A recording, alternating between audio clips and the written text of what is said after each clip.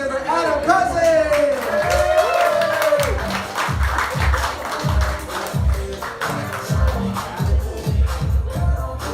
Hello, everybody. Thanks for being here. Coming out Friday night. Sorry about my face. All right. There we go. I just want to do a little mic check. Good. I am comfortable, and I'm wearing Kirkland signature everything. Fantastic. From my head down to my toes. I don't like how I look, and that's new. It's not new at all. It's like never liked it. I just thought it wouldn't last this long. I just thought it would. I felt like I was lied to because I was a kid. I was told that men have it good. We've got it good, guys. We got it good because we get better looking as we get older. Not true. Some men get better looking as they get older. There's a term for them. Already good-looking men. They're great. Guys like me, not so much. No, we just get older and uglier, then we die. That's the light at the end of my tunnel. Sweet, merciful death, usually alone, and often not discovered 4 or 5 to 7 business days. Or whenever rent is due. That'll expedite a body finding process. Good news, though. Good news in my personal life. I found out recently that my wife is better looking than I am. All right. Good news, everybody.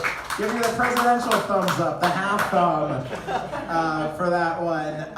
Which we had assumed. We had assumed she was, but we got it confirmed. Which is, you're like, how do you do that? Very passive aggressively. That's how you do that. We went to this restaurant, downtown Los Angeles, very busy, couldn't find any parking anywhere, so I thought I'd be a gentleman, thought this would be a nice move, let her off out front so she wouldn't have to walk from like 10 blocks away. I let her go inside, get a table. I park, go inside to join her. I sit down next to her at the bar for literally 10, 15 minutes. Bartender runs over, looks at me, looks at her and says, excuse me, miss, is this man bothering you? That's humiliating, right? That's the love of my life. Want to know the worst part? She looked at me, looked at him, was like, yeah, kinda.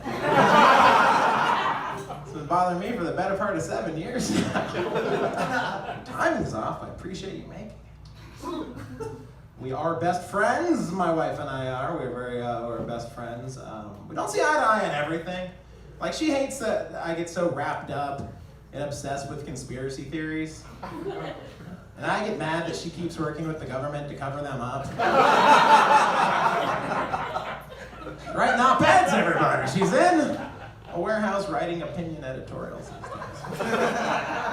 As was mentioned at the top of the show, my name is Adam Cozens, and I've already told you that I am married.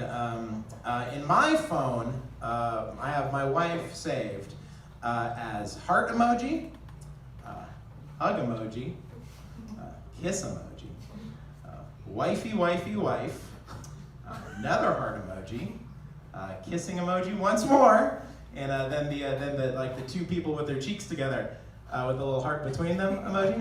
And she has me saved in her phone as Adam Cozens.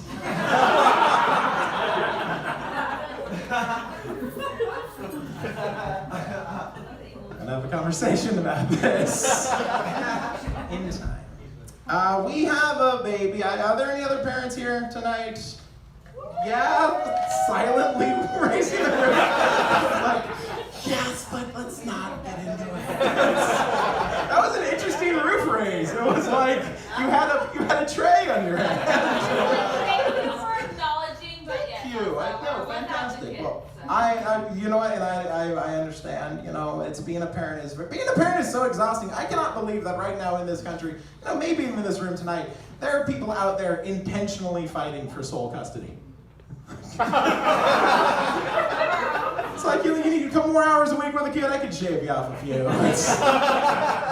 No, I like her a lot. I like her. She's a very sweet little girl. People say I should be saying love. And I'm like, well, she hasn't said it to me yet. Don't want to dangle that out there too early, gonna get rejected, right? But once she says it, she's getting one back. Her name is Lucy. It's a cute name, right? Sweet little girl name. We didn't tell anyone that was gonna be her name during the pregnancy, though.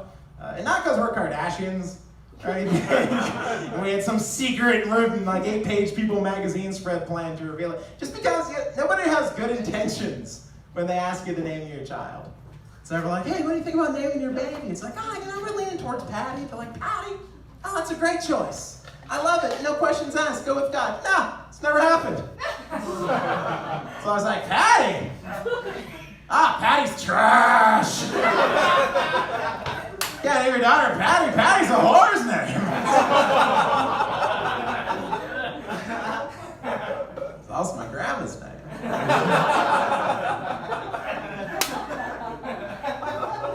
That's what I'll be remembering all. Hoary grandma. Girl in my high school named Patty Boys, he's light up and punch her in the butt. I don't even know what that means. I read it one time and I keep trying. I don't even know what that means. I was down by Knott's Berry Farm a couple weeks ago. I'm not trying to brag. And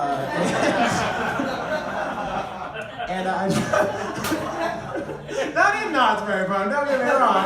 What, do I look like someone with $37.95 on me? I was outside, and I drove by this motel, and they, they advertise like on motel, they get like a little electric signs. Come on in. Yeah, go in here. All right. And there's a sign on it outside the motel trying to draw in business. It said HBO, Showtime, TNT. Think that TNT's ever works to draw in any additional business? Like any road weary traveler's been driving by, you're like, I don't have $1 to my name. I'm exhausted. I just need some. I'm gonna sleep in my car. Holy shit, there's only an aisles. Put this one on credit. I blame it on that guy walking in. I blame it. I need an excuse. My parents just celebrated their 42nd wedding anniversary recently. I think it would stink if your dad was to walk out on your family. I think we can agree on that. But I think it'd be a lot worse if your dad, who was the manager of a McDonald's, walked out on your family. Because then you never get to have him around, but you'd still be ineligible to win cash and fabulous prizes during the It's like, well, I'll never be able to play catch with my dad. Oh, all these dreams, these visions of childhood, blah, blah, blah. And I can't win a 2017 Dodge Durango? This weekend is shot. Ever since I became a father, I've been relating to people I never thought I could connect with. Like, for instance, you know who I realize I feel bad for? Is married men living secret double lives. I like to hear about them on like Dateline or like movies, like, oh, this guy, he had a family. Then they found out 10 years later, on the other side of town, he was secretly keeping a whole nother family. Ooh, what a monster. It's like, no way, man. Feel bad for those guys. Because you know that was never part of the plan.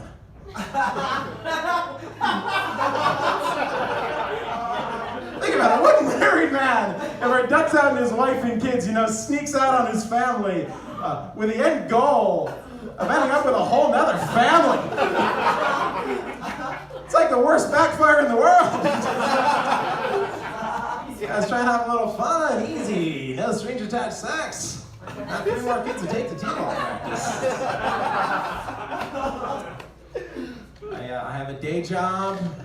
There's an unspoken rule in stand-up comedy. It says you're not supposed to talk about having a day job because it ruins the illusion that things are going well for us. That we're paying our bills. I'm paying some of my bills with stand-up comedy. I am. I'm paying my Netflix bill.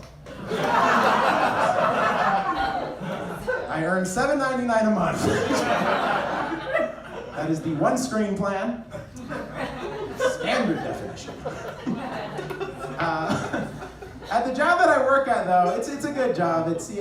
But no matter what time I get it in the morning, there's no matter how early I decide to get there, butt cracking on, there's always this guy. His name's Todd. He's always there before me. No matter how early I get there, he's always there before me. It sucks. I'm like, oh, Todd again, you know. And no matter how late I stay into the night, you know, I'm grinding away, really trying to get this thing done. No matter how late I stay, he's always like there, waving me. He's like, I'll lock up. I'm like, son of a bitch, you know? And people always pat him on the back for this. They're like, Todd, first in, last out. Yeah? Employee of the month. Yeah? You know a question they never ask? Is Todd homeless?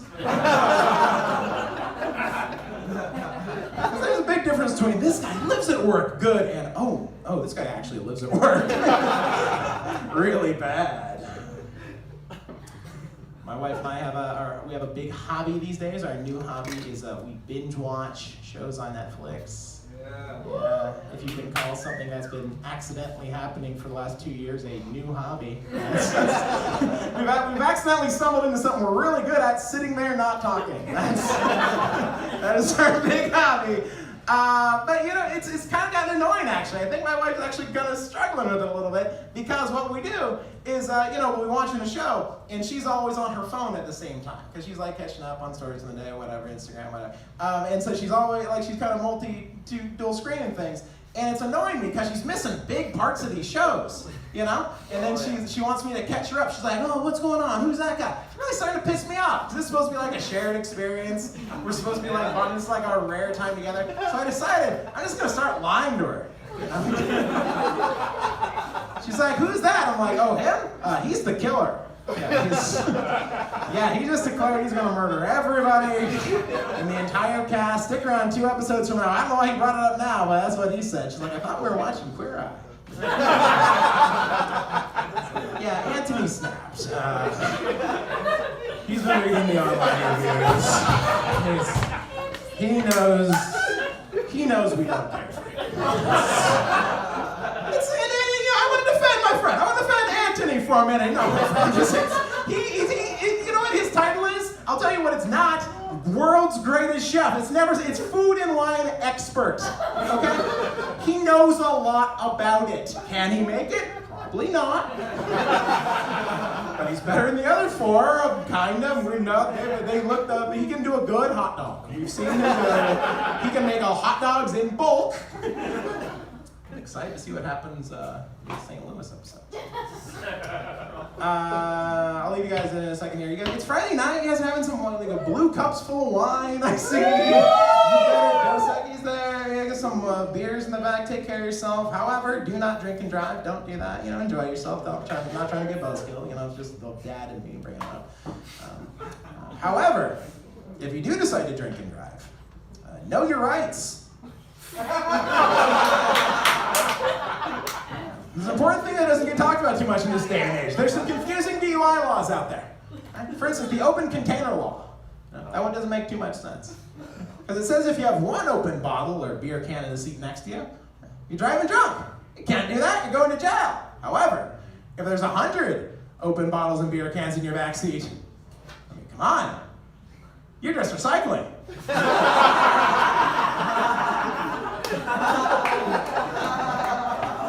Not breaking the law, I'm saving the planet, am I right?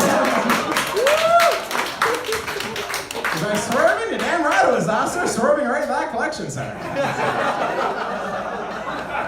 10 cents a pop for these long necks. We treat kids the same way too. If there's 1 kid in your car without a seatbelt on, CPS is getting called.